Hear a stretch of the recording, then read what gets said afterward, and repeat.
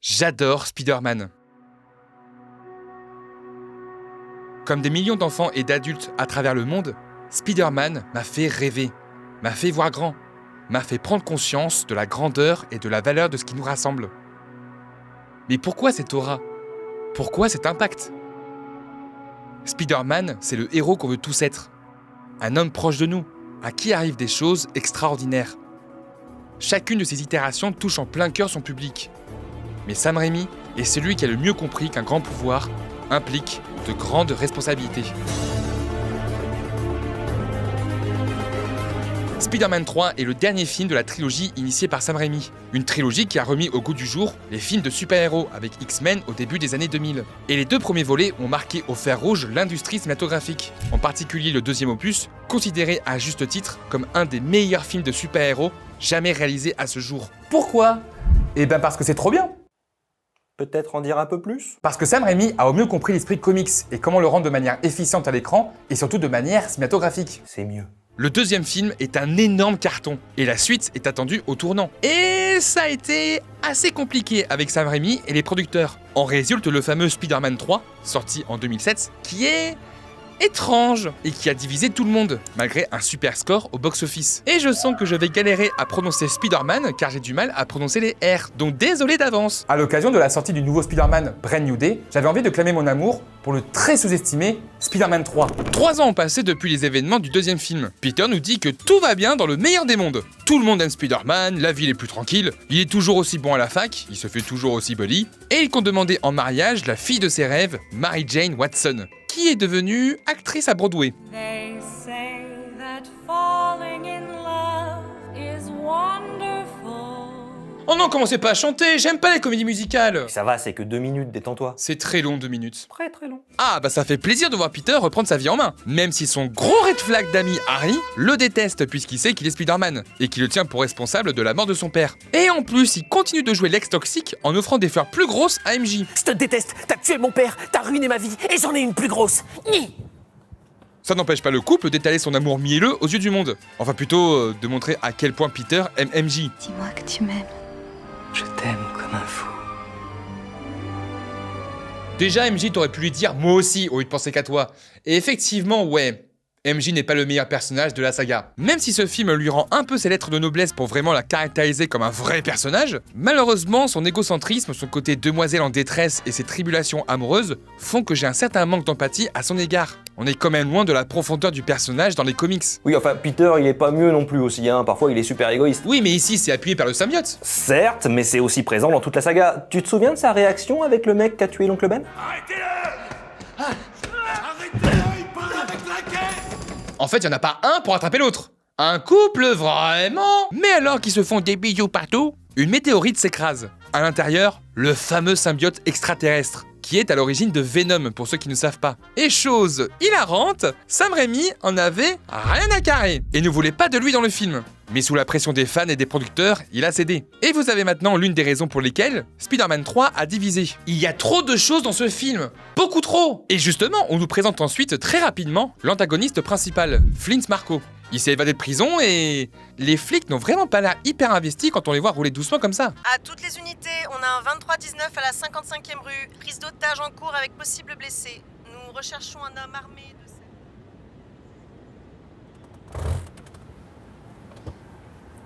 Ils nous trouveront jamais, Jones. J'ai peur, Jack. Alors désolé, je pinaille, mais y a pas quelque chose qui cloche avec le montage ? On l'a dit tout à l'heure, Sam Raimi et Avi Arad se sont crêpés le chignon pendant la production, notamment autour de certaines scènes qu'Arad a voulu couper, car il est jugé trop violente ou sombre. Je sais que Arad a produit beaucoup de bonnes choses, et d'autres moins. Loin de là ! Mais on peut quand même critiquer son flair sur pas mal de points. J'aurais compris qu'il ampute quelques scènes pour rendre le film plus digeste. Mais là où je chipote, pourquoi ces deux séquences sont-elles affreusement longues ? 13 secondes pour celle-ci, et 7 secondes pour celle-là. Mais c'est interminable. Oui, c'est méga long. On a compris la blague maintenant. Je veux dire, supprimer des scènes par rapport au ton ou à la durée, je peux l'expliquer. Mais pourquoi garder des plans aussi futiles ? La composition de celui-ci avec le métro qui passe est plutôt jolie, ça j'admets. Mais je comprends pas pourquoi le montage se permet des fulgurances qui desservent le rythme. Parce que, quitte à aborder trop de choses, autant le faire avec parcimonie et conserver du temps d'écran pour approfondir les dialogues ou l'action. Pas des plans lambda comme ça. Après, moi j'adore quand les films se posent pour faire place à de la contemplation. Mais c'est pour des moments propices, des moments beaux, poétiques et qui arrivent au bon moment. Ici, ça m'échappe totalement. Ce qui en résulte pour moi un autre gros défaut du film, son rythme bizarre. Parfois il avance lentement, et sinon il accélère comme si Sonic était sous coke. Dose un peu, film! Revenons à Flint qui rentre pour revoir sa fille malade. On comprend qu'il a commis des larcins pour subvenir aux besoins de sa famille, mais cela les a plus divisés que rassemblés. Une dimension humaine et tragique pour ce personnage, qui enfile ensuite son pull caractéristique, car oui, Flint Marko va devenir l'homme sable. Et au même moment, Peter annonce à sa tante qu'il va épouser MJ. Je vais lui demander de m'épouser. Peter! Évidemment, cette discussion met encore en avant le thème principal de la saga, les fameuses responsabilités. Tante May met en garde Peter en disant que s'il se marie avec MJ, il devra revoir ses priorités et mettre MJ au centre de ses responsabilités. Ce qui a pas l'air de convaincre Peter. Non, je suis pas stressé. C'est pas stressant un mariage en fait. Le mariage c'est pas une prison non plus quoi. Hop, hop. Et encore une fois, Tante May prouve que c'est la meilleure, en lui donnant sa bague de fiançailles pour que Peter la donne à MJ. C'est moi ou il pleut tout à coup? Il n'a même pas le temps de profiter de ce beau cadeau que le fond vert décide de démissionner. Harry a enfilé le costume du bouffon vert et attaque Peter. La scène est trop cool, mais étrangement, les effets spéciaux sont en dents de scie. C'est dommage. Heureusement, certains plans viennent nous flatter la rétine, surtout avec un sound design aux petits oignons.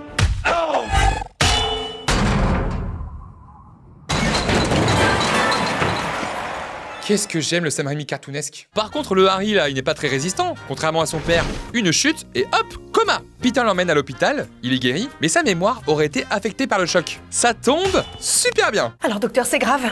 Il souffre d'une maladie nommée la Facilitus Scenaristicus. C'est une maladie rare. Plutôt commune dans les mauvais films. Oh.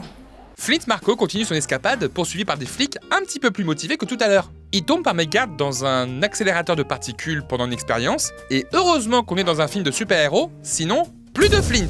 Il fusionne avec le sable et devient donc le fameux homme sable. Et cette séquence est incroyable. Déjà parce que les effets spéciaux sont revenus, et aussi pour la beauté de la scène. Une scène muette et très forte émotionnellement, où à travers les gestes et le regard de Flint, on comprend parfaitement son chagrin. Et niveau VFX, bon sang, mais ce plan est merveilleux. C'est ça qui me chagrine avec le film. On peut avoir des effets époustouflants, puis des rendus ultra moches. L'homme sable est né, et Flint est déterminé à utiliser ses nouveaux pouvoirs pour sauver sa fille.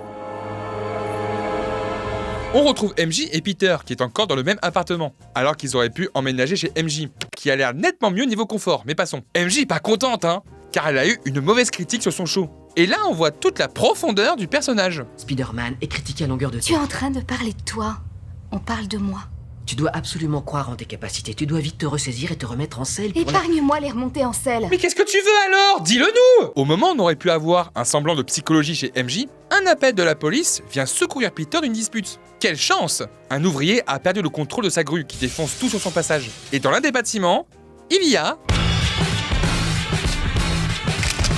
Ok Gwen, t'es amoureuse, t'es raide dingue de ce photocopieur. Oula, j'avais complètement oublié ça! Alors j'adore Bryce, y a pas de souci. Mais Emma Stone était quand même mieux en Gwen Stacy. Pendant l'attaque, on voit le père de Gwen, qui ne sert pas à grand chose ici, et le fameux Eddie Brock, joué par Topher Grace, que vous avez vu dans cette série et dans ce film. Il est certes moins musclé et un poil charismatique que Tom Hardy, mais désolé, je le préfère. En même temps, c'est pas compliqué. Le sauvetage de Spider-Man est méga cool. Et je comprends avec cette scène pourquoi le film a coûté 258 millions de dollars. Gwen est saine et sauve, et Eddie en profite pour roaster un petit peu Peter, en disant qu'il est mauvais en photo et qu'il se porte volontaire pour prendre en photo Spider-Man. Ce gars-là, c'est un amateur.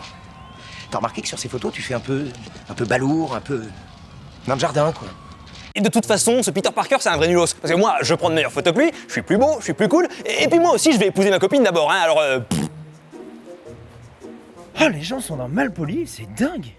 Retour au Daily Bugle avec Jonah et un petit caméo du frère de Sam Raimi. Honnêtement, je crois que dans les 3 films, il n'y a aucune scène ratée au sein du Daily Bugle. L'humour, la dynamique entre les personnages et la caractérisation de chacun sont géniaux. En vrai, j'aurais pas dit non à une série dérivée sur ces personnages que j'adore. Eddie tente de prendre la place de Peter, et même si Sam Raimi ne voulait pas le mettre dans le film, on nous le présente comme l'exact opposé de notre héros. C'est classique, mais je trouve que ça fonctionne bien. Et bonjour Stanley. Vous savez, je pense qu'une personne peut faire la différence. En vrai, pour le moment, ça roule plutôt bien. Même s'il y a trop de choses et que certaines scènes sont un peu niaises, voire même carrément gênantes, ça suit son cours tranquillement. J'apprécie ce que je vois. Les galères vont prendre de l'ampleur quand MJ apprend qu'elle a été remplacée dans son spectacle et qu'au même moment, Spider-Man est récompensé pour avoir sauvé Gwen. Ce qui va faire naître un sentiment de jalousie envers Peter. D'un côté, je trouve ça très intéressant, Mais de l'autre, est-ce qu'on a vraiment montré un seul signe positif envers MJ ? J'ai l'impression que c'est elle la vraie méchante de la saga. Après, je peux comprendre qu'elle soit un petit peu en pétard quand elle voit... Oh non, quel salaud! Comment oses-tu? C'est honteux! Non, là, Peter, t'es vraiment qu'un con. On sentait que la célébrité te montait à la tête, mais tu essayais d'être cool avec tout le monde. Et là, non, move de connard! Flint Marko interrompt la cérémonie, ce qui permet à Spidey d'arrêter cette mascarade et de l'affronter. La scène est trop cool, et je vais très souvent dire cool dans cette vidéo, je suis désolé, mais il se fait quand même sacrément bolosser. Peut-être que tout ceci va te remettre les pieds sur terre? Mais d'où ils sortent tous ces types? Et bah au final, ce petit combat ne lui a rien appris. Car pendant un dîner avec MJ, coucou H, il n'est pas à son écoute et ne parle que de lui. Et l'arrivée impromptue de Gwen va encore plus perturber MJ, qui à juste titre, se met en colère. Quand tu l'as embrassé, qui l'a embrassé? Spider-Man ou Peter? Ah bah on est bien loin de la période idyllique du début du film. Et c'est pas prêt de s'arranger, car juste après la dispute, Peter et Tante May sont convoqués par la police. Car Révélation de ouf godin. on apprend que c'est Flint Marko qui aurait tué l'oncle Ben. Quoi? Mais ça a pas de sens! Pourquoi remettre en question toute la mythologie et le parcours de Peter en antagonisant une autre personne? Ça ne sert strictement à rien! Et ça amoindrit le traumatisme qu'il a vécu. Tout ça juste pour justifier l'apparition du costume noir et montrer que Peter est très en colère? Les disputes avec MJ et la confrontation avec Harry auraient amplement suffi. Attendez, c'est quand même sacrément le bordel votre scénario, parce que entre Venom, Arrêtez. Harry et MJ, Stop. l'homme sable et l'oncle Ben, Ça suffit. il y a quand même de quoi plus s'y retrouver, quoi, hein? Mais c'est pas de ma faute, je voulais pas de Venom, je voulais quelque chose de simple et émotionnel! Attendez, c'est pas vous qui avez eu l'idée du meurtrier de l'oncle Ben, là? Surtout que ça sort de nulle part. On aurait créé le doute pendant les 3 films à la limite. Mais là non, je comprends toujours pas. MJ tente d'aider Peter malgré la dispute. Enfin, un bon move de sa part. Sauf que ce con n'en a rien à faire. Putain, mais réfléchis Peter! Ah bah tu vois que MJ est pas si pire par rapport à Peter. Oh, ça va! Alors qu'il attend une alerte concernant l'homme sable, c'est le moment où le symbiote décide de pointer le bout de son nez. Il recouvre Peter entièrement, et oh là là là là, c'est le meilleur plan du film. Mais il y a juste un petit truc. Non mais je suis désolé, je peux pas prendre cette scène au sérieux à cause de la musique et de tous les mèmes que ça a engendré. Avant c'était cool, sauf que là ça sonne débile. Bon, le costume est incroyable et les plans sont exceptionnels. Peter se sent plus en forme et énergique que jamais. Et malgré les contre-indications de son professeur autour du symbiote, il l'utilise pour affronter l'homme sable. Et on sent que le symbiote commence à avoir une répercussion sur son humeur. Comme ça? Non mais t'es malade! Rassure-moi, c'est pas toi qui as eu l'idée de ce montage. Malheureusement non. Peter poursuit Marko dans les égouts, et je suis désolé, mais le voir bouger comme ça, c'est du génie. Il se déplace vraiment comme une araignée. Bon, vous allez me dire, c'est normal pour Spider-Man. Mais là, je trouve que par rapport à la lumière, c'est... Oui, pardon, j'avance. Peter défonce Flint sans se retenir, notamment avec cette attaque bien vénère. C'est intense, le sound design est parfait, et il arrive à le battre en le jetant dans l'eau. Car oui, par rapport au sable, l'eau, c'est son point faible. Ah, mais soyez pas étonnés, dans les comics, c'est pire. Tu ne peux rien face à moi, je suis indestructible et ma force est colossale. Oh mais non! Le symbiote influe énormément sur le comportement de Peter, qui s'énerve pour un rien. On dirait moi le matin. Et là arrive une scène où Peter se regarde dans le miroir avec un putain de jumpscare de Venom. Ah non, pardon! C'est une scène coupée! Je te demande pardon? Comment on peut couper une séquence d'horreur dans un film de Sam Raimi, bordel? Aviarad, t'avais validé la scène avec le Docteur Octopus, qui était un putain d'hommage à Evil Dead. T'es complètement nul! Nul! Peter s'empresse de dire à Tante May que Spider-Man a tué Flint, mais elle le remet dans le droit chemin. T'es vraiment la plus grande des queens, Tante May. Nous aimions Oncle Ben plus que tout au monde, mais il aurait refusé que l'on vive une seule seconde, avec une once de vengeance dans le cœur. Elle est trop forte! C'est le seul personnage lucide. En fait, quand il ne porte pas le costume, Peter est un petit peu plus normal. Donc il se rabiboche avec son propriétaire et sa fille, qui est trop choupi. Il essaie de se réconcilier avec MJ, mais elle décide de rejoindre Harry, qui, je rappelle, est son ex, et se rapproche dangereusement de lui.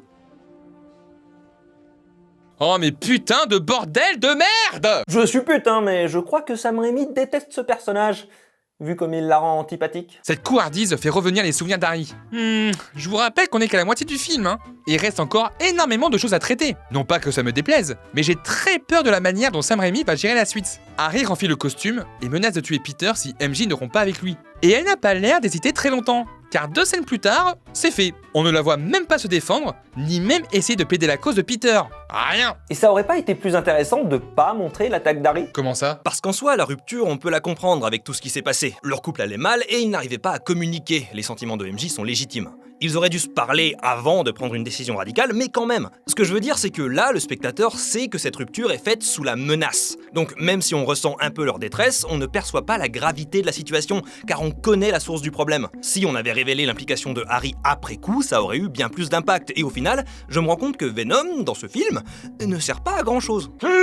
Parce que Sam Raimi voulait vraiment revenir à un drame humain, entre la colère de Peter suite à la révélation du véritable meurtrier de son oncle, puis le super bouffon qui fout le bordel dans sa vie personnelle, son changement d'attitude était justifié. Pas besoin de rajouter le symbiote pour dire « Waouh, c'est un extraterrestre qui le rend méchant !» Donc ouais, Avi Arad, t'as encore fait de la merde. Ce qui en résulte, c'est que le film a de très bonnes idées, mais qu'il les exploite pas correctement ou pas dans le bon sens, ce qui est dommage. Ouais, mais je sais pas si le public aurait fait le lien si on n'avait pas montré l'attaque. Après, c'est vrai qu'on voit la réaction juste ici. Bravo.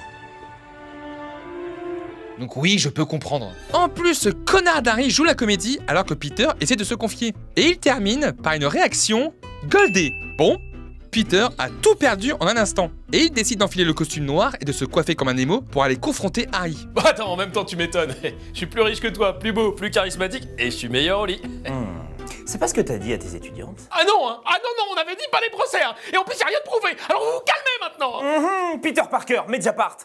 Vous êtes foutu, James. Je veux dire Harry. Ça part en baston et en battle de rap pour enfants. Heureusement que le majordome n'est pas passé par là parce que je pense qu'il aurait été choqué. Et j'avoue que entendre Peter dire ça, Regardez notre bouffon vert junior. Tu vas chialer? ça fait un peu bizarre. Et arrive The Moment. The Moment où Peter assume ce côté dark et garde le costume constamment sur lui. Il gagne en assurance, devient un gros dragueur lourd, profite de la gentillesse des autres, fait virer Eddie Brock car ce dernier a truqué ses photos, et ça sans IA, messieurs dames. Il termine en négociant une augmentation, s'achète de nouveaux vêtements, et...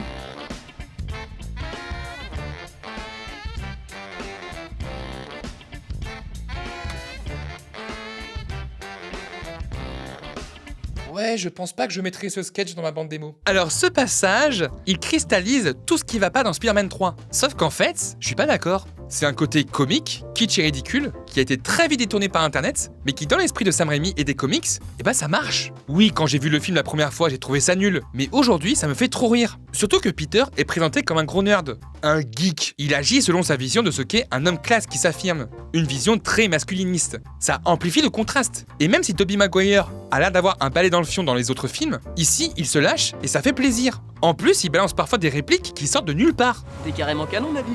Oui, c'est con, ça fonctionne pas forcément. Mais moi, je trouve que le contraste marche. Et vu comment ça a matrixé Internet, j'imagine que c'est pas si déconnant. Comme tout bon mec toxique qui se respecte, Peter reproduit tout ce qu'il a subi. Notamment en piquant la copine d'Eddie. Je me demande ce que ça va entraîner. Il l'invite dans un club de jazz où chante MJ. Ça part en battle de danse. Je sais pas ce que je viens de voir. Et je me demande si c'est pas plus ridicule que le emo Peter. Mais bon, bref. Sauf que là, Peter dépasse les bornes. Il rejette toute sa colère sur les autres et frappe MJ pendant une dispute. Non, là, j'aime pas ce que je vois du tout, là. Peter réfléchit et prend la bonne décision. Débarrasse-toi de ce costume. Et très vite. Oh, mais en plus, il flex avec une transition de malade et en faisant le poseur. Non, film, arrête d'essayer de me séduire. N'empêche, il reste 30 minutes au film, on sait que Fleet Marco n'est pas mort, Venom doit encore arriver, et on ne sait pas ce qu'il est advenu d'Harry. Ça sent la fin rushée, non? Justement, retrouvons Eddie qui suit le conseil précédent de Peter en allant à l'église. Je veux que vous tuiez Peter Parker. Ah désolé mon pote, mais les prières ça marche pas comme ça. Vous pourriez pas m'aider? Et quelque chose pour me venger, je sais pas, n'importe quoi! Dieu est miséricorde. Alors rends-toi exactement sous le clocher dans 2 minutes et 21 secondes et ton vœu sera exaucé. C'est vachement précis quand même. D'où vous savez ça, vous? Bah c'est grâce à mon pouvoir omniscient que j'appelle Facilitos Scenaristicus. Dans cette scène mythique, Peter tente d'enlever le costume, mais le symbiote a presque fusionné avec lui. Peter comprend qu'il est sensible aux fortes résonances et réussit à s'en séparer avec difficulté. Sauf que le symbiote tombe sur Eddie Brock, qui comme par hasard était en bas de la tour. Oui, un hasard. Le symbiote prend possession d'Eddie, qui animé par la rage et la haine, et en gardant les souvenirs de Peter, devient Venom. Alors, je parlerai de Venom en détail après, vous inquiétez pas, mais je sais pas comment ça se passe dans les comics, mais la naissance de Venom et la façon dont Peter se débarrasse du costume, c'est pas un copier-coller du dessin animé ?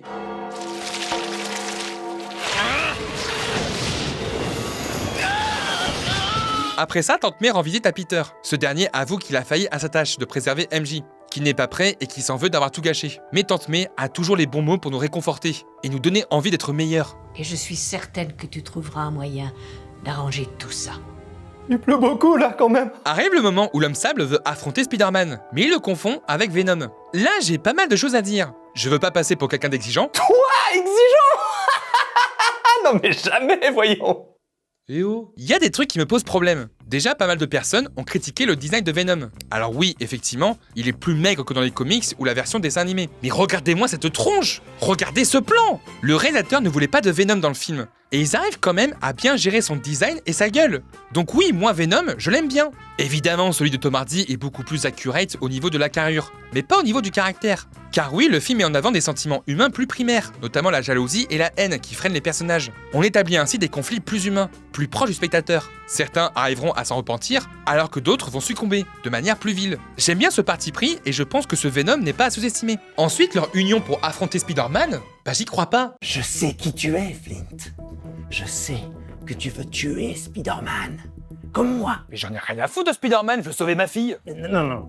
Tu es possédé par le mal, tu es rongé par un désir de vengeance. En vrai, si je dois me venger de quelqu'un, ce serait plutôt le système de santé américain, parce que depuis qu'on a plus l'Obamacare, je peux pas aider ma fille, donc c'est la merde. Tu es un méchant. Et les méchants veulent tuer Spider-Man. Oui, mais le véritable méchant, ce serait pas le système carcéral qui nous empêche de nous réinsérer dans la société? Je pose la question. J'ouvre le débat. Enfin, j'y crois pas trop du côté de Flint, car on est censé le montrer comme étant un martyr, un antagoniste tragique qui cherche à sauver sa fille, et qui n'est pas vraiment un méchant et responsable de la mort de Ben. Oups, spoiler. Son envie de tuer Spider-Man va à l'encontre de son caractère. Et même avant, quand il clamait qu'il avait tué Ben en s'en vantant presque. Ça n'a aucun sens. Le personnage avait de bonnes bases. Mais j'ai l'impression qu'ils font n'importe quoi avec son évolution. Qui s'agace que Spider-Man l'empêche d'aider sa fille, à la limite. Mais de là à vouloir le tuer ? Mais non, ça prend pas. C'est de ça dont je parle. On a besoin de temps pour explorer la psychologie des personnages. Et pas passer 13 secondes sur un plan de mobilette. Peter prend une vraie bonne décision en décidant de laisser tranquille MJ. Les deux ne sont pas prêts. Trop de choses ont été dites, avec trop de douleur. Mais c'était sans compter Venom et l'homme sable qui font en sorte que MJ redevienne la princesse à sauver. Que serait un bon film sans encore une putain de princesse à sauver? Surtout que les journalistes sur place, là, ils ne reconnaissent pas MJ comme l'éternelle victime? Mesdames et messieurs, bonsoir. Nous interrompons votre journal pour une édition spéciale. Prise d'otage à Manhattan, en plein milieu de Times Square, avec Mary Jane Watson. Encore? Mais elle le fait exprès, cette grognasse, c'est pas possible autrement. Mais déménage de New York, merde! Veuillez m'excuser pour cette petite incartade. Je reprends tout de suite. La météo du jour, il fait très chaud. Peter renfile son costume emblématique et s'apprête à délivrer MJ des griffes de l'homme sable et de Venom, qui ont écrit un message spécialement pour lui. Oh tiens, ça me rappelle un autre film. Non, pas ce film. Peter va demander de l'aide à Harry, devenu double face, mais ce dernier refuse, même pour MJ. Une amitié vraiment. Et le majordome d'Harry attend évidemment la dernière minute pour lui dire que son père s'est tué tout seul. Mec, ça fait 5 ans que tu le sais, et ça fait 5 ans que tu lui dis pas. Un très bon sens du timing. Peut-être que tout ceci fera changer d'avis Harry, on verra bien, mais pour le moment, Peter débarque et se fait stopper par Venom. Salut Parker. Alors, Peter, on n'est plus aussi puissant sans le symbiote? Regarde-moi, je suis plus puissant, plus rapide, plus stylé. Ah ouais? Bah toi t'as plus de meuf, plus de boulot, et en plus t'as les dents moisies. C'est pas ma faute s'il y a plus l'Obamacare, ok? Je vais pas dire grand chose car le combat final est beaucoup trop bien. On peut chouiner sur quelques effets spéciaux un peu baveux, mais le sens de la mise en scène de Sam Raimi nous permet d'apprécier à fond ce qu'on voit. C'est lisible, créatif, monté à la perfection. C'est que du bonheur. Et ça m'avait tellement manqué dans un film Spider-Man. C'est vrai que depuis Sam Raimi, il n'y a pas eu grand-chose de bien. Attends, même pas Amazing Spider-Man 2? Amazing quoi? Mais alors que tout semble perdu, que MJ et Peter frôlent la mort, Harry débarque. Là, le thème musical retentit. Et je prends mon pied! Bordel que c'est cool! C'est ça qu'on veut, de la tension, de l'action, du drame. Spider-Man 3, c'est trop bien! Et ce petit bâtard de Sam Raimi se permet même d'y glisser de l'humour. Combien pour ton appareil? Sortez un billet de 100. 100, mais tu plaisantes? Et il y a des gens qui n'aiment pas ce film. Mais c'est trop cool! Après une séquence dantesque, Harry neutralise l'homme sable. Venom s'apprête à tuer Peter, mais Harry se sacrifie. Peter se remémore le point faible du symbiote, le son. Il utilise des barres de fer pour créer une onde sonore et parvient à séparer Eddie du symbiote. Et le design ici est incroyable. Il envoie une bombe pour le détruire, mais Eddie se jette dessus et explose avec. En voyant les dégâts, Flint avoue la vérité. C'est par accident qu'il a tué l'oncle Ben. Ce n'était pas voulu. Il aurait pu l'éviter car... Mais non, ça ne marche pas. Pourquoi revenir là-dessus? Ça n'a pas de sens. Mais calme-toi. Je suis très calme, ok? Finalement, Peter fait preuve de clémence envers Flint. Et Harry finit par succomber à ses blessures. Mais ils arrivent quand même à se pardonner. Sam Raimi conclut son film comme le premier avec un enterrement. Pas de Peter se balançant sur les toits de New York, mais juste une fin morose, sombre, où l'exaltation se dissipe car ils sont maintenant adultes. Ils doivent faire face aux conséquences de leurs actes. Mais à la fin, Peter rejoint MJ au club de jazz pour lui proposer une danse, sous une musique très triste. Peut-être pour emmener vers une réconciliation? Il pleut énormément là. Ce film est victime, comme beaucoup de trilogies avant lui, de la folie des grandeurs. Et c'est pour ça que je l'aime autant. Parce que malgré tous ses problèmes, il reste très généreux et fidèle à l'âme de la saga et du réalisateur. Évidemment qu'on retient que le négatif d'un film aussi massif. Les attentes étaient démesurées et les producteurs ont eu les yeux plus gros que le ventre. Tandis que Sam Raimi a cherché à rester fidèle à sa vision, même si le résultat est inégal. Je peux malheureusement pas écarter les problèmes de scénario, la densité mal optimisée de la narration et les effets spéciaux parfois en dents de scie. Il y a des moments, c'est incroyable, et de l'autre côté, c'est vraiment vilain pas beau. Et force est de constater que le film tient toujours la route aujourd'hui. Les thématiques sont là, l'action et l'émotion sont toujours aussi palpables. Oui, c'est bordélique, mais il y a toujours la vibe particulière des films Spider-Man de Sam Raimi. Et c'est ça que j'adore. On retrouve tout ce qui fait le charme et la patte du réalisateur. Une mise en scène aux petits oignons, des séquences d'action dantesques, des plans iconiques avec cette caméra mobile si particulière et des transitions fluides. Ça change de John Watts. Et je suis content de voir que Destin Daniel Cretton cherche à retrouver cette créativité pour Brand New Day. Et c'est quelque chose que j'avais ressenti lors de mon visionnage de Amazing Spider-Man 2. Ah mais j'en démords pas. Amazing Spider-Man 2 est vraiment trop cool. Ok, il est encore plus bordélique que Spider-Man 3, et ça il faut vraiment le faire, mais je l'aime toujours autant. Ce troisième film ne perd jamais l'ADN comics. Ses gimmicks, son humour et son côté un peu kitsch peut rebuter, je peux comprendre. Mais tout ça lui donne une vraie personnalité. Spider-Man 3 est spécial sur bien des aspects. T'es quand même beaucoup trop gentil avec ce film. Oh mais ça y est, d'un côté je suis trop gentil et de l'autre côté je suis trop exigeant. Faudrait savoir. Oh, fais pas ta Mary Jane, hein. Évidemment qu'il y a des choses qui ne vont pas, le côté mielleux de certaines séquences, les acteurs qui ne sont pas tous au même niveau, leur personnalité qui parfois peut faire défaut, les méchants aussi qui sont moins imposants qu'un bouffon vert ou un docteur Octopus. Et encore une fois, une intrigue mal optimisée au vu de la densité de ce qu'elle veut raconter. On sent clairement les coupes au montage, j'aurais pas dit non pour 20 minutes de plus afin d'approfondir la psychologie des héros. Parce qu'on passe d'une intrigue à une autre sans vraiment s'y consacrer, alors qu'elles sont toutes passionnantes. C'est juste qu'il y a trop de choses pour pas beaucoup de temps. Ce film est imparfait, comme son héros, et c'est là où réside sa force. Spider-Man est le héros qui rassemble le plus, parce qu'il est le plus proche de nous. Peter est un garçon brillant, mais maladroit, qui galère dans tous les pans de son existence. Doté d'une profonde humanité, il apprend à ses dépens qu'un grand pouvoir implique de grandes responsabilités. Ce troisième film est la quintessence de ce credo. Peter grandit, il devient adulte, et le film remet en perspective ce que cela veut dire. Comment l'engagement peut faire émerger des problèmes plus grands encore que d'être un héros. Ainsi, le film veut parler de sujets plus humains, plus proches de nous, avec la célébrité qui monte à la tête, la folie des grandeurs et la jalousie, mais aussi le pardon et la rédemption, avec cette putain de remise en question de la mort de l'oncle Ben. Ouais, ça, gros coup de gueule, hein. Je trouve ça débile dans le sens où ça amoindrit l'impact émotionnel de Peter au lieu de le renforcer. Y a pas besoin de remettre en question constamment la mythologie de scènes majeures comme celle-ci. Mais au final, on sait pourquoi ils ont fait ça. Pour insuffler à Peter le pardon. Montrer que Spider-Man n'est pas là pour arrêter les criminels ni les tuer, mais pour leur offrir une seconde chance, une rédemption. C'est comme ça qu'avec Harry, ils arrivent à se pardonner mutuellement. Et c'est également pour ça que la présence de Venom n'est pas si débile que ça. Car lui succombe à la haine et ne cherche pas à se repentir. Même si on peut dire que l'exécution de toutes ces thématiques sont bancales, elles sont présentes et apportent quelque chose de pertinent et de plus profond. Non, bancal c'est un petit peu dur comme mot, je dirais plutôt maladroit. Mais ça n'empêche pas de ressentir une profonde empathie pour tous ces personnages. L'émotion est présente grâce à des personnages comme May qui sonnent toujours aussi justes. Même si je trouve le traitement de l'homme-sable pas forcément constant, on a de la peine pour lui. Oui, Venom n'est pas comme dans les comics, nettement moins charismatique que le vrai Eddie Brock. Mais quand on connaît le contexte de sa création, en faire l'exact opposé de Peter sur tous les plans n'était pas anodin et permettait de poursuivre les thématiques du film. La musique joue énormément aussi sur l'émotion. Le thème est toujours aussi emballant et la gestion du silence et du sound design renforce l'application. Au final, revoir ce film, ça m'a fait comprendre ce que j'aimais dans les films de super-héros. Des œuvres profondément humaines, avec un aspect comics fantaisiste qui est profondément marqué, mais aussi qui nous embarque avec une réalisation dantesque. Je pense d'ailleurs que No Way Home a participé à la revalorisation du troisième film. Car au-delà de la nostalgie, le film nous montre que sa relation avec MJ a trouvé une issue heureuse. Et quand il se moque subtilement des problèmes de dos de Peter et de ses pas de danse, ça crée une boucle nostalgique qui nous fait voir le film sous un autre jour. Si No Way Home a permis aux gens de redécouvrir Spider-Man 3, on peut le remercier. C'est vrai que t'as raison, Spider-Man 3 est un sujet qui me touche, parce que j'aime défendre des œuvres qui, même si elles sont imparfaites, même si elles sont guidées par des producteurs problématiques, parviennent à me faire ressentir de l'émotion et à me faire grandir. Spider-Man est un des héros de mon enfance. Même si je préfère Batman, j'aime toute l'humanité qui s'en dégage, tous les messages qu'il nous partage. Spider-Man 3 nous montre l'évolution de son héros et nous fait prendre conscience à quel point les responsabilités peuvent être lourdes, pesantes. On peut faire des erreurs, parfois tragiques, mais au final, Spider-Man 3 nous prouve que le pardon est possible, qu'on peut se relever. Et même s'il a beaucoup de problèmes, je l'aimerai toujours pour ça. Sam Raimi aime son personnage, et il tente de nous le partager, à sa manière. Et rien que pour ça, je pense qu'il est temps de redonner une seconde chance à Spider-Man 3. Et alors que Brand New Day sort bientôt, je pense qu'il est temps de se recentrer sur la véritable âme de Spider-Man et de revenir à une vision plus intimiste.